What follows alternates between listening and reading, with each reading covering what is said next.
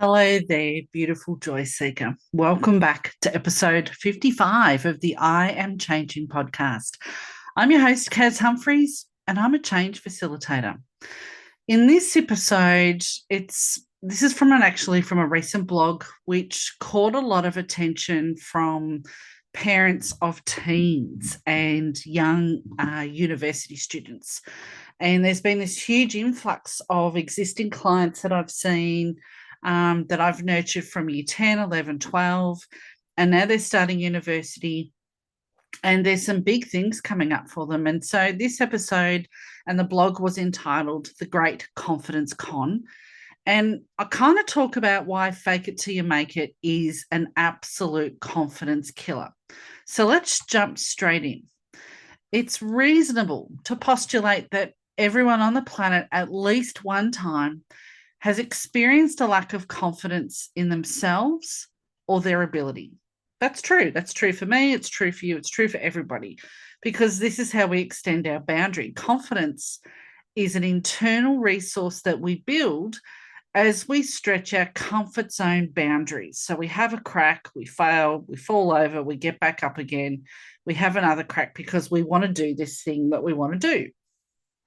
So the opposite of confidence involves that part of you called your imposter. And let me be very clear, this is a normal human psychology to have an imposter self, to have a part that formulates negative thoughts, feelings, and behaviors associated with your defensive survival program. That part of you that believes it's keeping you safe from the big bad boogeyman. And to clarify, your imposter is that part of you that fears feeling failure. It's that part of you that needs control, needs to be in control, have control, or it needs things to be perfect in order for you to feel safe. Your imposter part is responsible for your overthinking, for your worrying about all of the little things, all of that that monkey mind. It's responsible for all of that chatter, because part of the imposter is reanalyzing everything that's happened in order to make sure you get it right. So I'm going to state it again, and I say this with clients: everyone has an imposter, and this is normal. Stressful experiences will cause your imposter to behave like it's on absolute steroids and amplify all of those negative traits in order to keep you feeling safe. But the consequence is it makes you feel like crap. And so it's often the confident part that can reassure you to attempt and reattempt and embrace failure as just part of your learning, knowing that those negative feelings and sensations will pass. However, if your confident part is hiding or has been sat on by your imposter part, well, guess how easy it is for you to remain focused, to be able to concentrate or succeed at anything. Guess which part is out on deck in the fresh air yelling out, "The sky is falling." And yep, it's tough to feel confident when you're experiencing fear-based emotions. So let's talk a little bit about what is confidence. Confidence is actually defined as the internal embodiment of your ability to trust in yourself, your abilities, your decisions, your character, your capacity to trust in who you are and what you bring to the table. So your confident part is the part that demonstrates that strong presence to the outside world. It can be assertive, and it's the part of you that's capable of making clear decisions where you're backing yourself to have a go at something and get it right. And so confidence is that trait that becomes the driving force for you to maintain learning new things, even when the lesson is hard or very challenging. Confidence is what drives your motivation to continue through the perception of failure. And let me clarify that for you, that people think perception of failure, that's bad, right? It's like, no, no, no. What happens if you could reframe failure as just you're learning a lesson? And so some lessons are really easy to work through, and others feels like there's lots of little components. So how does confidence fit into all of this? So what's not normal and what can become destructive to a human psyche is when your confidence account has run dry. And this can occur when your imposter has been left unchecked. Confident describes someone who is self assured, and confidence is the feeling or the belief in your ability or your qualities. And this isn't something, unless you're working with a coach like myself, or you're going through therapy, or you're doing some sort of performance assessment or audit of yourself. This isn't something that you actually address commonly unless you're in a situation like a university student, like a year 12 student, where there's lots of learning milestones and things to do, and then there's exam, and then that term is over, and then you repeat the process. So what I talk to children and teens and young adults and their parents about is without confidence, your natural capacity to value your worth is challenged. And this can be a dangerous place for the human psyche, because a person lacking in self-worth or lacking in confidence can struggle to face life and all of the experiences that are thrown our way. And so, one of the worst pieces of advice I've heard, read, or witnessed, especially with well intended parents. So, this isn't a dig at the parent, this is kind of educational. This is, a learning experience. Is fake it till you make it can be the worst experience or advice you can give your child.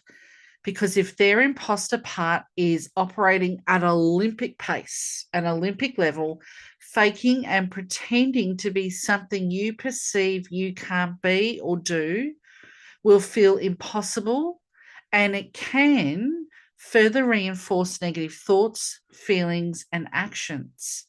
And this is what can tip you into places of anxiety and depression. And so when we push the whole fake it till we make it and pretend, we're risking reinforcing the misperception of lowered self-worth and lowered confidence. And this can be the root cause of anxiety, depression, especially if we're feeling vulnerable, especially for traumatized children, those with anxious attachment, for those who are already traumatized or have a history of trauma.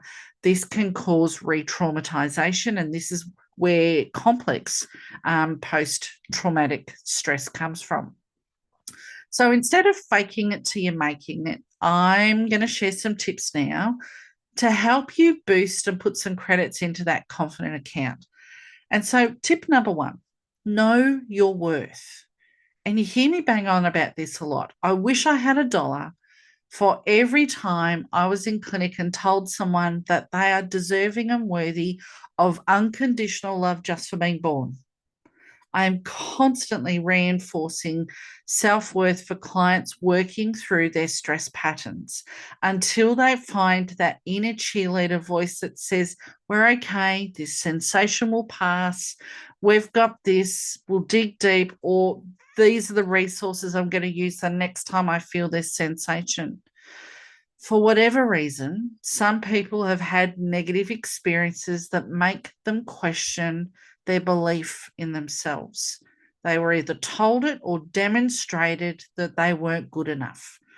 Experiences such as bullying, cultural stress, sexual discrimination, these are things that can leave a person feeling disposable, unloved, or just not good in some way. They might have a sibling that puts them down regularly, and the family think that's funny until they realize how damaging it is.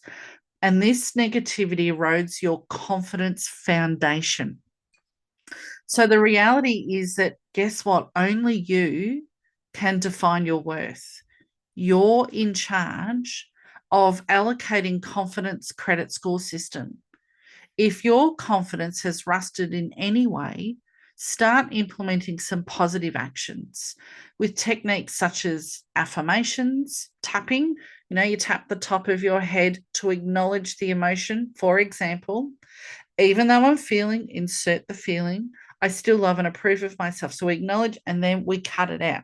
So the backs of the hands, if you're not watching the video and hearing the audio, I'm tapping the backs of my hands together. And again, even though I'm feeling, insert the feeling, I still love and appreciate myself. And then take a nice, slow, clearing breath.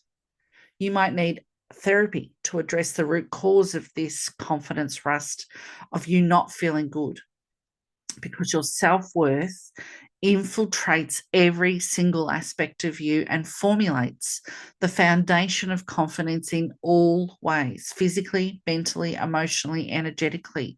So deal with that confidence rust as soon as it appears. Tip number 2, know your good qualities. Now, this sounds like a bit of an ego trip, but sometimes it pays when you're doing a pros and cons list of why you can't do something, for example, or why you're not good enough. Knowing your strengths can help support you to get those garbage thoughts out of your head and onto paper. An important aspect of confidence is understanding the associated good qualities that you've built and your ability to trust and believe in yourself. This is an all-knowing kind of thing. Awareness of your good qualities contributes significantly to you having a strong sense of self-worth. Knowing and acknowledging your good qualities, positive qualities, involves honest self-reflection. And you can gain so much power when you recognize that there's things about you that are good, maybe even great. Indeed, we all have good qualities. This is what makes us unique and individual. We all have something to offer the world. So make that list, make it as honest and positive as you can, because this might be something you refer to in future as evidence that you can look back on days where you feel challenged or low, or the confidence rust is kicking in the future. However, if your imposter part is spending your mental energy thinking all of the things about the qualities that you perceive you lack, little time, little energy, to explore the good or positive qualities, get in the habit of regularly self-reflecting or reaching out to someone who loves and supports you and ask them, is this a garbage thought? Is that true? How do I know that's true? How do I feel when I have that thought, and who would I be without it? And then do something about it if it really needs addressing. But asking someone to love you about your good qualities might just give you a different perspective of how you've been perceiving a situation. So if your confidence has begun to rust, you're struggling with identifying all of your positive qualities, seek support from someone close to you. Because your imposter, if it's been running wild, if it's been training for the Olympics, your perception of or sense of the world can actually become blurred or misperceived, and you easily lose sight of what's right in front of you.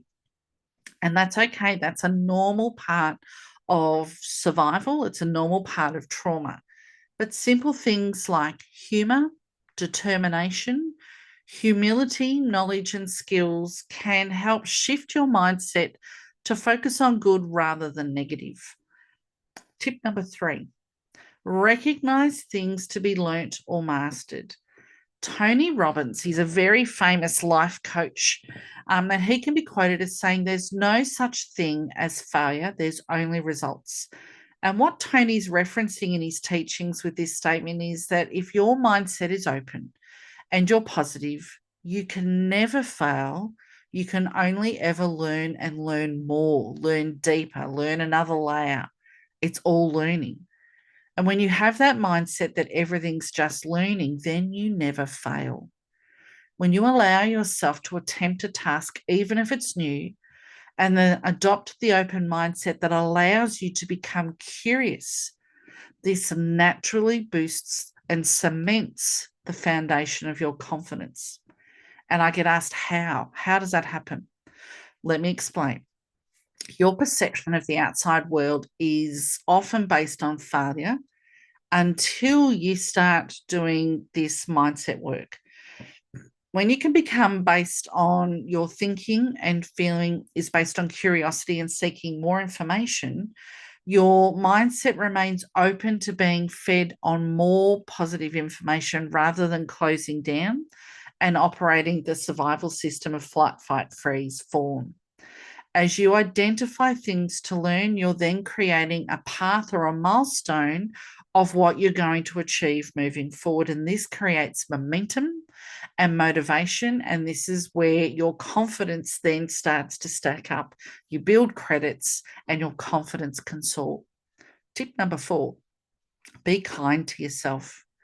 When your imposter is out for air, when you've got that fear of failure, the need for things to be perfect, that need for to be control, you can experience a myriad of fear-based thoughts and feelings associated with failure, needing to be perfect, needing things to be in control. Your imposter can so easily become a very cruel inner critic that can talk nothing but smack if you leave it unchecked. And quite frankly, your imposter, dare I say it, can be a bit of a bastard because it just talks garbage. But here's what I've learned from working clinically over 2 decades. Your imposter shows you self-doubt, perfectionism, needing control, and all of those behaviors when you ignore its presence. So let me ask you this. What would happen to your imposter self who feels all of that negative garbage if you could just love it and sit with it and sit in the discomfort of all of those negative sensations? I know, right? When you can observe those self-critical thoughts and you can meet that imposter's negativity with kindness, try using reframing statements like, I did the best I could. I'm proud of myself for the effort I put in. I'm glad I had a go. I'm showing up. I'm here. I'm having a crack. All the discomfort will pass. This too will pass. Alternatively, you can call bullshit on garbage thoughts and feelings. You can take a couple of deep breaths. You can go for a walk. You can scream into a pillow. You can even tap. We did it just before. Even though I'm feeling X, Y, and Z, I still deeply love and appreciate myself. Tap on the top to acknowledge the thought. Tap on the sides of your hand to cut it out. This self-talk can help you rewrite internal scripts and programs on a mental neuronal level that can help you become more confident. Tip number 5, give everything your best effort. When you do your best, you have locked and loaded a response to your inner critic. Well, I'm still here. I'm still showing up. When you hear the inner monologue starting to put you down, you can respond with, I still showed up. I had a crack. I did my best. And that's all you can ever do. When you do your best, whilst not striving for perfection and telling yourself you could do more, when you're out of your head and just in the moment, you're able to give yourself a bit more of a break and perhaps be more self-accepting. And I don't know, but you do. You might even have the opportunity doors open and something wonderful, unexpected happen. So when you do your best, you're giving yourself evidence of, here's where I need to learn more. Here's where I need to cut myself some slack. And here's where my critic needs to shut the F up. Capiche? So to wrap up this session, boosting self-confidence, yes, it can be challenging and even at times quite difficult, but guess what? You're worth the effort. Focusing on these 5 simple things can be skills that can help you overcome the imposter self. And I hope these suggested strategies can provide you support that gets you on the right path towards increasing your self-confidence whilst soothing your imposter part. As always, there's daily inspirational posts on my social media pages. Simply search for me using the links in the show notes below. To grow my podcast audience, it actually really helps me. If you could hit the follow button, I'd be so grateful. Thanks in advance for sharing this podcast episode with your own change tribe, perhaps your own children, colleagues. I hope it generates a fire of loving support and proactive discussion of how you can take charge of your journey steps through a life, regardless of the challenges and the experiences that life brings. I'm your podcast host, Kaz Humphreys, aka The Change Chick. I am changing is a reminder that we can all choose to change and bloom from within.